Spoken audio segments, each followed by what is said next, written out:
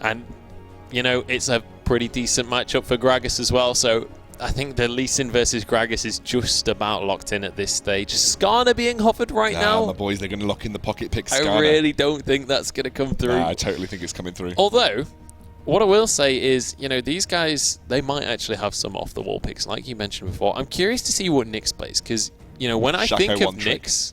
Zed. When I think of Nyx, I think of Zed and I think of Orianna. Those are the two genuinely picks that he has played when he was stuck so much. When he was stuck in Platinum for a bit, he just mained Shaco jungle. Not even joking, that was Rory. Great stuff. And they're actually thinking about, is this actually going to be the Skarner? No. They're going to go for the solid bot lane. So they're going to take away a very, very versatile, very solid bot lane here, which is probably a good shout. Smiley and Hado. Smiley's played an enormous amount of Lucian through his career, and he's good with that. But I would imagine that Jhin probably now thought about for Smiley. Yeah. So Disco Nunu being hovered here by Larson, and actually going to swap that for the Teemo. Let's stop talking about the hovers because we know for a fact that none of these are going to be locked in. Troll us out of the century. Yeah. So we'll wait. So I mean, we think about what potentially could be picked up here for MNM on this rotation. Is there anything you'd want to prioritize here? The top lane is open, but then you've got Echo, you've got Na, you've got Fiora, which you know only Angel plays very well as well. All of those are still open. Do you want to bother picking them now? Do you think that level 99 Yordle is going to take that away from you? I would imagine just the bot lane's been locked in for MNM. You know what you're playing up against for the most part. Try and take your bot lane, or at least maybe one part of the bot lane away here. I wouldn't be surprised to see Jhin or Sivir gets locked in, and Karma here. So Karma is Sivir. Yeah, and you know, they say, I think Nick's heard you maybe. He did. Talking about the Shaco there. You better do it, my friend. I seriously doubt he will, but if he does, fair play to him. I like the pickup of the Sivir Karma lane here for the bottom lane. You know you're against a Lucian and a Braum, so you know, let's just play this at arm's length. Let's just not go into that close combat engagement up against the enemy bottom lane and kind of just rely on jungle pressure. And if not, just be happy to keep on shoving those waves in and just keep your enemies under the tower. Yeah, no, I totally agree. Plus, also, you can apply a lot of pressure to the Braum shield early on as well. You can try and throw down as much poke. And also, you forced him to use that Braum shield to try and negate poke. So you've got to make him use that decision whether I use it for an engage or I use it to try and just negate some of the damage that's coming out in this lane. Yeah. Going to have a look at what's being hovered here. Cassiopeia for Nyx. That gets locked in. And it's going to be a Kindred against the Lee Sin. Well, Kindred is going to have a hard time, especially against a player like Furion. Furion is going to be more than happy to go for those counter jungles. Yeah. This is going to be potentially a tricky jungle situation for Sankuz, unless maybe it's a Lucian jungle, and maybe it's AD carry Kindred. Yeah, but why not? I don't think that's actually that much of a better matchup when it comes against going against the Lee. There's definitely going to be some work cut out for Batmani Begins when it comes to team synergy and actually protecting their jungler at the early stages. Oh, Larson thinking about Rise. We've seen it during League Fest. Larson was a monster on Rise. Yep. One of the best Rise players I've seen play within the UK scene thus far. His Realm Walks have always been on point. Is it Realm Walk as opposed to Realm Warp? Not 100% sure. Yeah, I'm not. I was mix and matching between the two during League Fest, and I still forgot to check. So yeah. Anyway, well, you do have a mouse right in front of you. You could literally click on it. That's the magical thing about the League of Legends client. That's amazing. You can click on things. You click on the abilities tab, but it is going to be Hado locked in the bottom lane as well. League Fest. Hado locking in the Gnar. So look at this composition that they've got going here. They've got, to be honest, one heck of a wombo combo, but as well with this Sivir, they've got plenty of hard engage to go on here. Yeah, absolutely. You know, Sivir, you want to get Larson up into the face of things on this Rise, getting as much AoE damage down as possible. The wombo combo is pretty huge coming out. Now, there was a jump out of draft here. Now, that makes me... I didn't see what the final pick was. It was Kennen. Now, I can't work out if Kennen was actually a... Kennen could be a legit pick. Kennen could be a legit pick, so this is what is making me slightly odd. He just realized he picked Kindred. Well, I can't work out. I can't work out what's. One player hadn't done their runes. Okay, so that's what I actually couldn't work out exactly why we'd come out of Champion Select. Usually there's a reason, like a proxy pick. Well, there's no proxy pick in this particular scenario. I think I'm actually going to have to jump out here because they need to reorder. So I'll just jump out. But there was a proxy pick coming through, which wasn't the proxy pick. So they're going to have Kennen in their top lane, which into Gnar is not unfavourable. Definitely is one of the better champions you can pick into Gnar. Isn't as oppressive because it's range versus range, and in mini Gnar form you technically outrange him. So. And I think as well, Kennen is one of those lanes that is fully down to your mechanical skill. It's one of those champions that in the top lane, if you can play Kennen exceptionally well, you can win most matchups. It's one of those kind of champions that it's only limited by your ability on the champion and your knowledge of the matchups. What's really interesting about this composition is it's got a huge control composition, which is so good for someone like Cassiopeia. And this will be the linchpin of their composition. I use that word quite frequently today, but it's prevalent nonetheless. Cassiopeia in a control composition will run wild, especially if you don't have anyone that can specifically touch Cassiopeia on the backline. You imagine running through a Slicing Maelstrom, through a Braum, through a Kindred who can also protect Cassiopeia for a limited period of time as well, while she gets some healing back too. There's plenty there to allow Cassiopeia to do her thing, especially once she hits Rhyalize, your control goes to the roof. So it's a very well thought out composition from Batmani Begins, but you are going up against a super mega powerful teamfight composition that should anybody get anywhere near to Cassiopeia, the whole composition from Batmani Begins kind of gets ruined.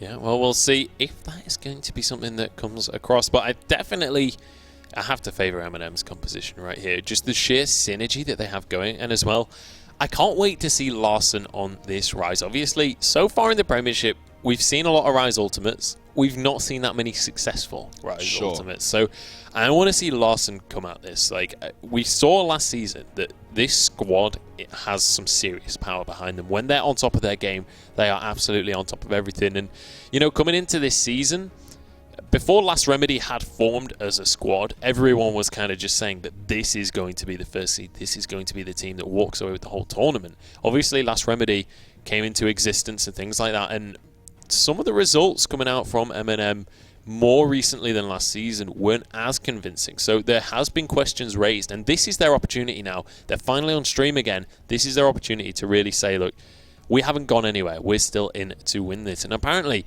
tonight is a night of remaking drafts. Tonight is a night of remaking drafts. So this has been happening for the start of the series every single time. Why are we expecting anything else right now? Now, I agree with you because I think the MNM composition here, should anybody with a Realm Warp or even just a flank from Lee Sin get into a position where they can relocate Cassiopeia closer towards the MNM team, suddenly you've got a huge misstep for Batmani Begins. There's nothing they can do. They don't have the damage, I don't think, to follow that up.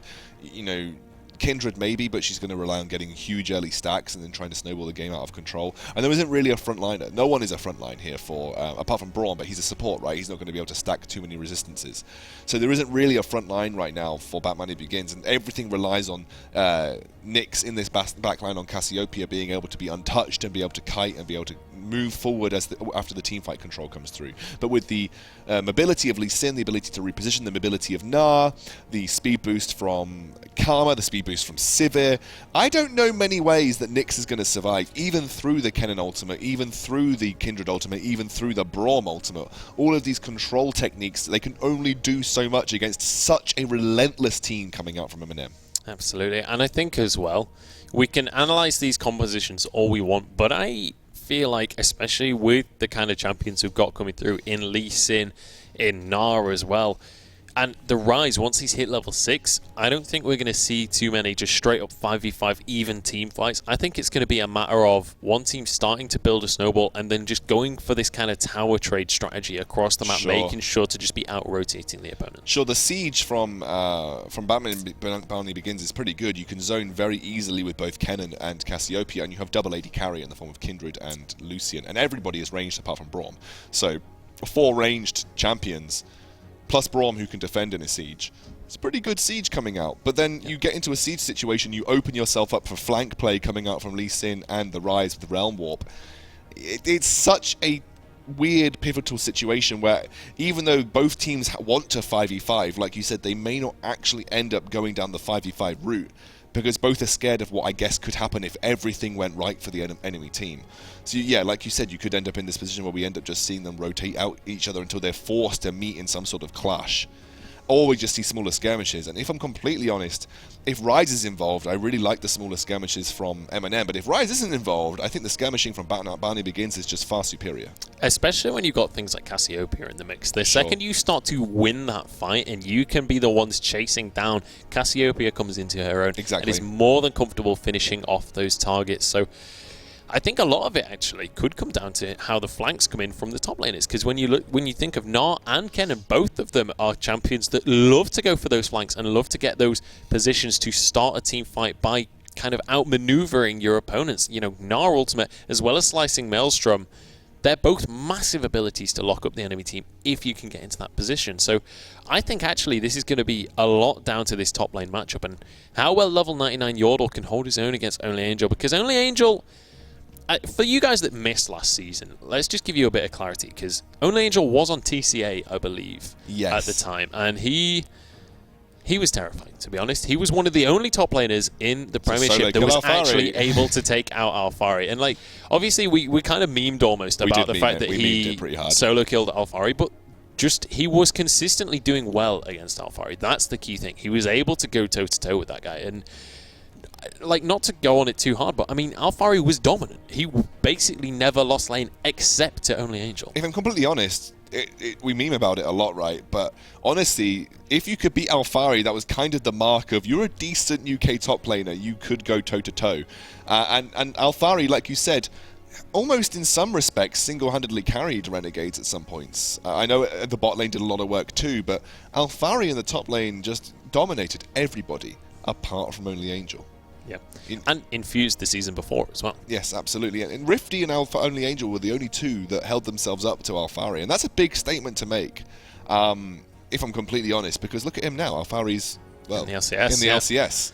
And he's probably going to be one of the stand-up top laners of the split, I would imagine. I've got to say, I'm a little bit heartbroken that both Maxlaw and Alphari are now in the LCS, but they're not on the same team. They no longer have that buddy system on the go. It brings a tear to my eyes. Vedius would be sad. He certainly would. Yeah. He certainly would. He absolutely adored that. Well, Vedius will be sad because he'll be doing LCS next season. So, yeah, no, he'll be able to talk about it in great detail, I imagine. Shout us out. Shout out the Premiership when you're casting them in the. When we see as well Misfits go up against the Giants, when we see Maxlot against Alphari. Oh my goodness, the UK memes will flow. I really hope Vedius is actually casting that game. I'm sure he will be. I'm sure he'll have a specific request to say, I'm sorry, I've just got to do this game. It's the way it has to be. But we are going to be heading into this game. Luckily, it was a third time lucky on the Champion Select, and it has been finished out now. So just going to be loading onto the Rift for the first game in this second best of 3. MNM up against Batmani Begins. We've already put our predictions out. Kieran going with a bold Batmani Begins 2-1. I've got to say, personally, I've got to go for MNM on this one. I think MNM are certainly, on paper, you've boxed me into this now, so I have to go for it. I believe in you. But, you know, Alex and Rory... We should have got some yellow paint beforehand and actually wrote Batmani Begins on it. We should have done. I feel like we should donate this to them if they make LAN. So they can have it as their their hold mascot. It high. It's the chairback turned bat. You know, this is my new sort of superhero idea. By day, a regular chair. By night, a bat, but not any bat. Batmani Begins. There you go. It's beautiful. There we go. Well, it's a long time loading into game here, and that's how we ended up just going on that tangent. But yeah, so we should be able to hop into the Rift now. I think the players are going to start spawning. So here we go. The first game of Group B is about to begin. Batmani Begins, in fact, up against MNM Gaming. And we'll see who's going to be able to take this series away. I've got to say, MNM, on paper, looking like the favourites. But Batmani, they're a team with a lot to prove on this one. They, as they said in their article, they are coming in swinging and they are not looking to be bullied by these other squads. Well, They've got like I said, they've got a lot of work to do if they want to cause an upset here against MNM. And I, for one, would be super impressed if they manage it, to be honest, Munchables. Pause. What would it be, a UK game, without a pause within the first 30 seconds? I'm not sure that it would, my friend. They apparently are just having a couple of TeamSpeak issues, so should be able to get that resolved quickly, and then we'll be able to get back into the game. But yeah, I think you hit the nail on the head right there. It would not be UK esports if we didn't have pauses. If it was UK esports, we'd be hitting the nail on the side, because that's just UK esports for you. I don't even know what that means. Just think about the metaphor, my friend. It's just a metaphor. I feel like we're going to fill time by just doing some more bat flying. Kind of done to death now, but not much. It's like limply hovering in the air. Not much I can analyze at the moment because we've been in the game 30 seconds. So one thing I do want to talk about, because we haven't seen a Kindred in quite a while now. How do you think this matchup is going to go in terms of jungle? I kind of went off on one about how I think Lee Sin has an advantage, but I definitely think if Kindred manages to get ahead a little bit, then like Kindred is one of those junglers that will really snowball hard. If she gets loads of marks in the early game, Kindred can be absolutely ridiculous. Again, it's lucky mark placement if you can capitalize on the marks that you have for champions specifically. I love how I'm doing this while making the bat fly by trying to talk seriously about the analysis of the game. I also want to point out that the actual matchup versus Lee Sin is hard for Kindred because Lee Sin can put a lot of pressure onto her. If he's quick to the marks, he can duel her very easily. Post 6, it doesn't matter about her ultimate. Lee Sin has his kick, and you follow up with a Sonic Wave. You just instantaneously pick off a kill at the end of it. So it's a hard matchup for Kindred, and we know that Furion will like to have that kind of impact, especially because he is such an aggressive jungler. I want to point out something here that is on my pause screen, by the way. There is 3 members, level 99 Yordle, stacked up with Synergy and Schoolboy P in the bot lane, looking for a cheese kill here. Let's have a look at it on your screen right now. They are looking for some sort of cheese kill with the oodles of CC that they can provide early game. Yeah, it's certainly, if they can lock up Smiley, they'll be in a fantastic position. And Smiley, you know, he does have heal, he's got flash. He's not taken any skills yet either. Okay, well, he won't have that spell shield available for the first Winter's Bite. Well, maybe he will. Depends if he gets to spot people out. But the players are readying up by the looks of things, so we'll be able to get this game underway. And let's see if they can actually make anything happen here. Oh, they are going to go for it straight away. Smiley flashes away from the Winter's Bite, though. But that's a flash burn, so they're going to be quite happy with that result regardless. It cost them nothing to go for that little bit of cheese. And actually, Haddo walks on forward. No, he's just going to throw out a Q, make sure that they know he is aware of their position. There's a flash, though, right? A flash for Smiley, and against a Braum Lucian lane, especially if Sankus looks to have an impact early on, that could be pretty good. Yeah, absolutely. They are going to be able to at least pull something out of that one. And if Sankus, as you rightly say, can get down into that bottom lane, I've got to say, Kindred is one of my favourite characters in terms of appearance, in terms of the animations. The way she runs, I think, is just beautiful. But it's very in character, right? Shout out to Rito Games. Shout out to Rito because they made a good champion.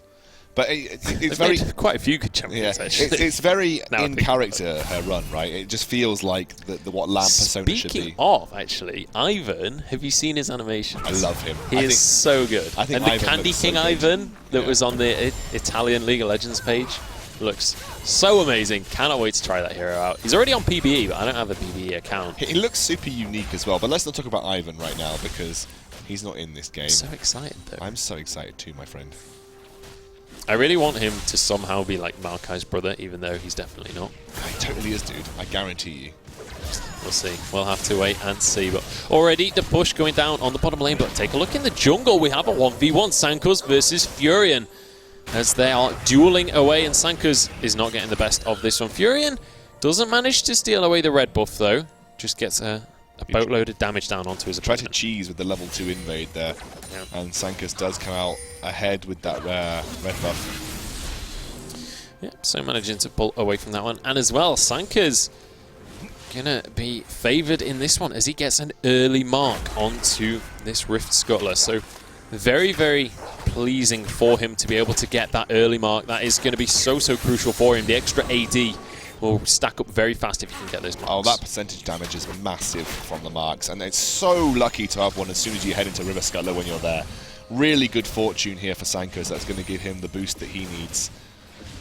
And because of the positioning of Furion, actually meant that he wasn't able to contest that. He had obviously had to go back and take some of his own buffs off the map. He's actually going to skip his blue. I imagine he will give that over to Larssen later in his rotation, as obviously Lee Sin isn't in dire need of the blue buff to affect his clear. No, certainly isn't. Furion is going to be able to go for his own red buff here, so he's going to be able to grab that for himself. Still not gone for the blue, but we'll see what he opts to go for, whether Furion's going to be aggressive on this Lee Sin, whether he keeps just trying to counter jungle, or whether he looks to try and get some ganks. Nice little ward here in the jungle is going to spot out Sankers as he heads towards this bottom lane. We do see the reaction from the bottom lane of MNM, but is it going to be quick enough? Sanko's already arriving, but Smiley dodges the Winter's Bite. Bit of damage will come down onto him, but it won't be the end of the world, and Sanko's actually could be in trouble himself. The Boomerang Blade comes on through, and Sanko's incredibly low. Oh, Smiley gets the double buff, and here comes Furion. The slow onto Synergy. This is bad news. In the meantime, Larssen got a solo kill onto his lane opponent. I'm not sure that play could have gone any worse for Batmani. Batmani begins, Batmani takes off, Batmani falls flat on its face. That's unfortunately how we've seen the start of this game go thus far. Smiley must be happy. Must be those Armani boots that he always wears. He's off to a running start here, Munchables. 2-0. And honestly, that was a good gank by Sankers, but as soon as, Smiley had made it towards his turret, they should have backed off. I mean, that should have been an immediate return and run away there, but he actually went a little bit too fast. He actually queued towards Smiley and took... well, I think he knew he was dead regardless, was trying to go for the kill at the end there, but this is a good start for MNM and a poor start for Batmani. Yeah, absolutely. I mean, you mentioned clothing puns for Smiley. You could say that he's Ralph running away with things at this stage. Because he always wears... Yeah, no, I got it. It was pretty solid. I don't actually know what other clothing brands he wears rather than... I don't think there is any other clothing brands he wears. Is it just Ralph Lauren and Armani? I thought maybe there might be some D and G in there, which means he's, could have said he's D and GG in this game. But I don't know. I think it's mainly out. I don't know. I love how we've now gotten to the point where we're discussing Smiley's clothing brands. I think it's an important factor when you're talking about Smiley, because as far as I can tell from his Twitter feed, he's pretty G, right? It's one of the things that he really holds dear. But blue buff is going to be taken away here. It's just about picked up in the end, and Sankos, he was trying to punish this one, but that is going to be him going down for it. Unfortunately, actually gets a flash away. But that is going to be a nice little ward hop by Furion to finish things off. 4-0 now as they are just running away with this game. 2,000 gold lead at 5 minutes. MNM are not messing around. No, and I didn't expect them to either. And like I said, it was a difficult game if Batman, even though obviously I am repping Batmani Begins with my 2-1 prediction. Bunch locked me into that. Genuinely, this would have been a huge, huge task for Batmani Begins, and we know that MNM mechanically, are probably superior in this particular essence. Their draft phase is probably superior in some senses, and you can see only Angel now. Oh, Yordle. Actually, Furion, as I said, mechanics misses a Q there. The mastery was just beautiful from Yordle at the end there. Oh, goodness. Well, I think this has been an interesting start to the series, certainly. MNM are looking pretty strong, I think it's fair to say. Strong? Strong indeed. And Batmani, they've seriously got to pull something together if they want to stay in the series at this rate. How was your day, Munchables? Was it good? Yeah, pretty alright. What did you eat for breakfast I had a this late morning? start, so I started with lunch actually. I had a tuna and cucumber sandwich. Tuna's brain food, mate. Brain food? Well, you don't need a brain. You're the play-by-play caster. Oh, I'm joking. I love you. I don't know if he'll ever forgive me for that. That hurts real so bad. if Furion is looking for a play on to Nyx here, who doesn't have his flash, he's probably going to go for a kick over the wall. Well, Nyx is looking to trade here with Larssen, but does get pushed away in the end. Furion, once again, wandering through the enemy jungle. This time he's looking to grab himself a Brambleback. Or in fact, he's looking to grab himself a Sankos, as he is going to be able to start this fight. Sonic Wave actually used a split second too early. I think he meant to kick and then Sonic Wave on that one, but does mean that Sankas walks away on about 10 HP. Furion, he's not afraid of this rotation. He's just looking for more fights. He's more than happy to keep going for this one. Hado is there to support him. Does have that smite available, so the heal comes out as well. And now they head up towards this top lane where level 99 Yordle is doing his very best to try and farm it out, but I'm not sure how successful he's going to be with Furion and Smiley kicking away at that tower. It is going to go down very shortly. CS advantages opening up in every single lane here. Over 20 now for Larssen. And actually, interestingly, we're going to see Tyr coming out from Nyx. But what's more interesting is that he's had to prioritize an early Negatron cloak, which means that his ability to go for Ryalize is going to be delayed, which means his teamfight control ability, one of the ways that the teamfights play out for Batmani begins, is also going to be delayed. And that is just because of the pressure that Larssen is putting in this mid lane. 5k at 8.5 minutes here for MNM. Alright, so at this point, I feel like we need to set a challenge for MNM. Sure. Because no offense to Batmani, but this is already looking pretty brutal at this stage. If MNM can get a K a minute lead, if by the end of the game they are ahead enough in gold that it's 1,000 gold extra per minute of the game, then I will buy them all a pint when we get to Comic-Con. Assuming that they get to Comic-Con. I will buy the person with the highest KDA with that challenge a skin. There you go. Don't listen to this, MNM, because it may ruin your gameplay. But actually, I'm going to take that back because actually, it's too late. well, no, I want to, but I might do this privately without saying it on stream. But I feel like it's going to ruin the gameplay if I say that. Maybe. Well, you've already said it now, so. We've got to live it. I will live it. I mean, I will live by it now, but I regret saying it just because I don't want it to affect their gameplay and play for KDA. Well, fingers crossed they're not listening to the stream, because they probably shouldn't be, realistically. They need to be focusing on their gameplay. Just focus on improve, guys. Indeed. But, yeah, so far, 5,500 gold lead for MNM, just 10 minutes into the game.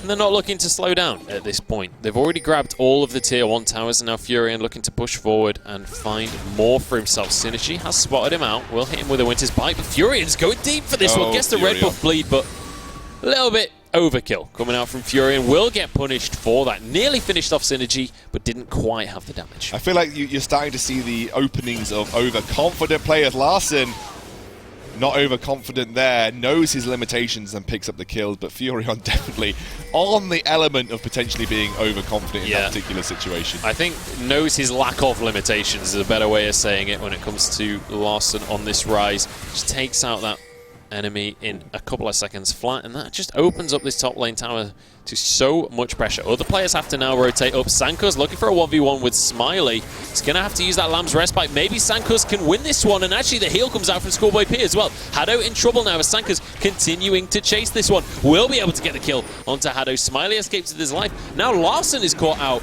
Only Angel here as well, but no Meganar going to be available. He has to jump away. And look at this. This is falling apart. Furion jumps on in to get a counter kill though in the end. 6-3 is the score at the end of that fight, but Batmani, they're showing that they are willing to punish when MNM get too confident. Yeah, when MNM get overconfident, actually there's been some good punishing by Batmani begins. And actually, that's the kind of punish that they need to make happen in order to try and find their way back into this scenario, because I think the only way that they find a way back now is by getting the perfect team fight or punishing MNM when they kind of overstep their boundaries. And we have seen MNM traditionally, they've been quite reined in. You know, when we talked about the overconfident team in the last Premiership, it was always Renegades. Renegades overconfident. They're the ones that make mistakes because they get overconfident.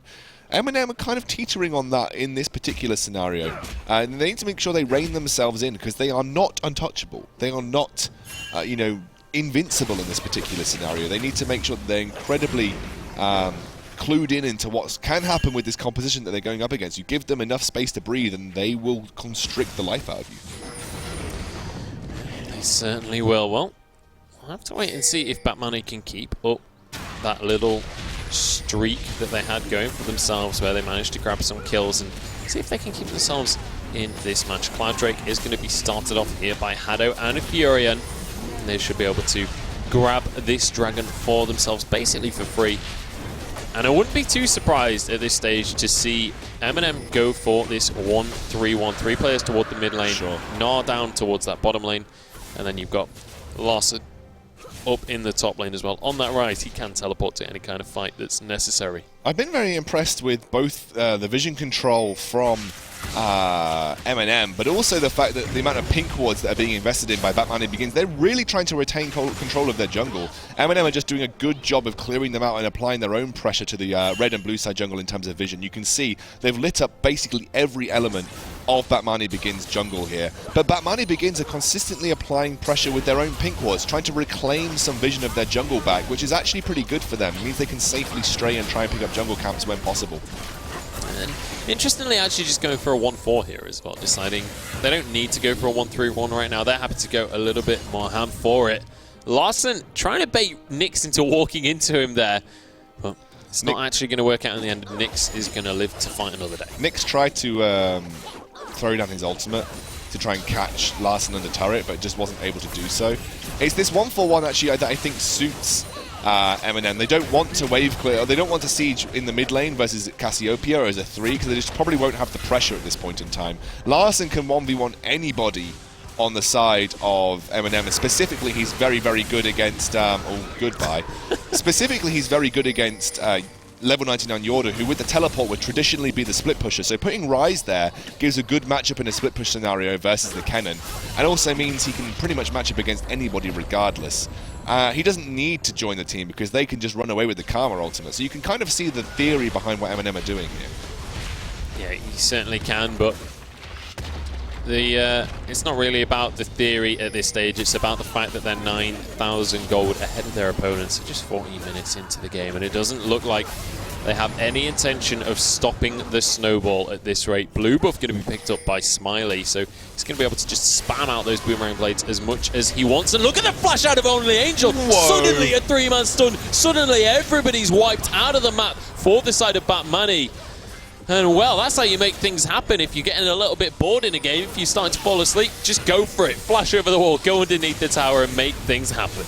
Well, suddenly the flash Gnar out of nowhere, and they managed to clean up 2 kills. Don't get anything for it because Furion got taken so low, but hey, they get the kills, and now that allows them to go back, pick up some power spikes, head towards pushing onto this mid lane tier 2 that still survives. And then the map is theirs at that point in time. Clear out vision, blue and red side jungle, siege 1-3-1, siege 1-4 again, take away global objectives like the dragon, which will be spawning in roughly maybe 2.5-3 minutes. Baron's not even red there for 5 minutes yet, by the way. It's a 10k gold lead at this point in time. 10k at 15 minutes, that's pretty incredible. Yeah, they are having a field day at this stage. And you can see just the huge CS leads in all of the lanes right now. Multiple members on MNM on 3-0 or 3-1. And I think the biggest issue right now for... Oh, wow, Sankus just get burst down so quickly by Larssen. Larssen is so happy at this stage to just wander around the map looking for these fights. He's not afraid of anyone on the side of Batmani. He did it at League Fest, right? He literally just walked up to everybody, one-shot them, went into a split push role, was super aggressive, and was rewarded for it. He's hit big power spikes on Ryze. He is someone... I love this, right? I actually prefer the Rod of Ages build to no end on Ryze. I think it gives him a better power spike than going for something like a Morellonomicon. And you can build the Morellonomicon afterwards. Once you're already tanky, once you want to get into the enemy's face, it's better to have the Rod of Ages. And it looks like this is what Larsen's going specifically. It means he can 1v1 very easily. He's constantly ramping up with that tier, so his power spike isn't in end just yet. MNM's going to have to run away here. They will have to back away from this one. But Smiley did actually end up using that on the hunt as well. So that's going to be on cooldown for this next fight. Here comes the slicing maelstrom. Yordle goes on in, but he gets burst down so quickly. And I mean, there just wasn't time for a follow-up coming out from Batmani. There's another kill going the way of Smiley. A nice ultimate from Nyx, but can he finish off the kills? It doesn't look like it. The poison comes through in the end, but it's traded back and forth. Only Angel just zoning out the rest of the squad from Batmani. And MNM once again take a fight. They win 3-1, and now they can barrel down this mid lane. Finally, you're seeing Rylai's Crystal Scepter opened up for Nyx, though, so he's eventually going to be able to control teamfights that much easier. Obviously, in Cassiopeia, you are a snake, you can't build the boots. But he's now been able to control team fights that much more readily. But without Zhonya's, I feel like Yordle was just going to be a target instantaneously for Ryze as soon as he runs in with his ultimate. So we're going to need to see Zhonya's before I think that Batmani begins to have any real chance in these team fight scenarios. But honestly, it's just stretching out to such a gold lead that Batmani Begins have got such a mountain to climb now. You'd have to have, you know, oodles and oodles of mistakes made by MNM. And MNM looked like they've cleaned up their play from earlier, realized the potential issues with being overconfident, and are starting to shape things up a little bit better now. Yeah, I think that is fair to say. And to be honest, like, no inhibitors have been lost at this point, but the AD carry has been.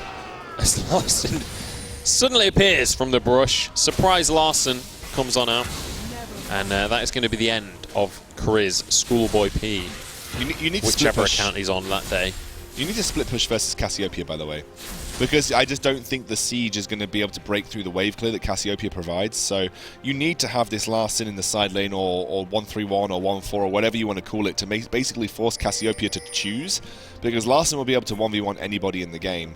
So Yordle won't be able to defend versus him. She's eventually going to have to react to the push coming out from Larssen, and then the rest of the team will be able to capitalize on that and go for the side lane that she's not currently at. If you just try to full-on 5-man siege to Cassiopeia, you'll never get anywhere because her wave clear is insane. Yeah.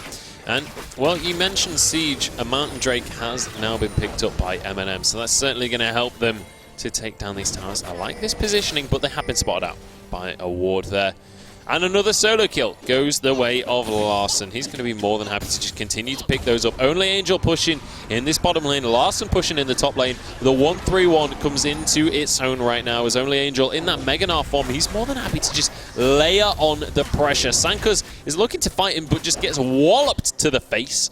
And Only Angel is going to be able to walk away with his life and all of the pocket money that Sankas was holding. That's going to be Nyx going down as Furion. He just looks to kill anyone he can find. He's doing his very best Larssen impression at this stage, but he will end up tanking the tower and drop because of it. Sankas now jumps over the wall looking for a fight himself. The teleport going to come on through as well. There's only Angel pushing in this bottom lane, but this could be the fight that they need. Nyx isn't going to be there, but there's the slicing Maelstrom. Smiley does get stunned up, and Sankas is there to punish, but Smiley has the damage. He has the lifesteal, and he will be able to take the fight in the end. I can't believe he survived that one. Larssen walks forward. It doesn't matter about the Unbreakable. He has so much damage. Obliterates Synergy. He has more CS than there's been minutes and seconds. I don't even know. Like, this is just a dominant performance by MNM. They take one inhibitor. They're looking for the bottom lane inhibitor as well. What do you even do if you're Batmani right now? Did we expect a different outcome? I would really guess, though, because Batmani Begins are a good team by any stretch of the imagination, but MNM are a ridiculous team by any stretch of the imagination. They have always been so on point with their rotations and team play, and especially now that Frozen Dawn's come back into the fray, he was so strict on their, you know, always prioritizing your win conditions, always looking for the next objective to take, never get caught up in trying to chase kills around the map. And it looks like MNM are back to that kind of MNM that we saw in the first split, you know, in the first split of this year, in season, last season of the ESL Premiership. Yeah, absolutely. And I mean, I will say they're looking a little bit cockier. I think it's fair to say they're looking a little bit more like the Banditos, I think, this time around. They've got that kind of air of confidence about them. And we'll see whether that's going to kind of bite them in the bottom later on in the season, but certainly for now it's paying dividends. The interesting thing about that is, you know, you said that Frozen Dawn has come back onto the team. That is something that Frozen Dawn was always keen on shutting down. So maybe we see them kind of rein that back in now that Frozen Dawn there. I mean, I know Will. He comes down hard on this kind of play. He doesn't want to... It almost feels like you're disrespecting your opponents in certain scenarios if you try and make that happen. So he's always very keen on trying to keep everybody on a level playing field. Oh, what a play there! Furion flying it around the map. There's a wallop from Only Angel. 9-9 Yordle, though, stuns up Larssen beneath the tower, but he gets away with his life. Lamb's Respite comes on through, but isn't going to be enough to save them. Synergy on the front line will get dropped. Double kill comes through. There's another one as well. Onto the hands of Smiley, and well, they're going to be smiling off the back of that one because this is going to be the game. 19,000 gold lead. The towers will fall. Smiley pretty much on the fountain right now, bullying out Sankas. He can't even get onto the map. this is going to be the game going the way of MNM Gaming. What a match coming out from them. Batmani begins pretty much nowhere to be seen on that one. MNM making a statement as they join the Premiership. Wow.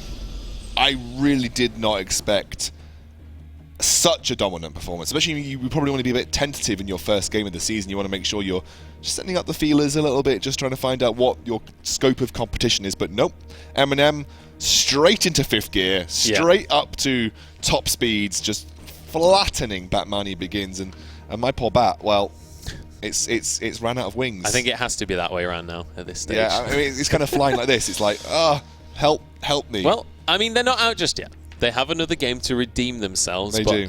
I think one thing as well, we were talking about this kind of swaggering game, this almost overconfidence coming out from MNM, but I do want to say, on the same token, right, you've got that overconfidence is often seen as a negative thing because it can be punished and things. But to be honest, if you're in a position where you can go for those overconfident plays, it's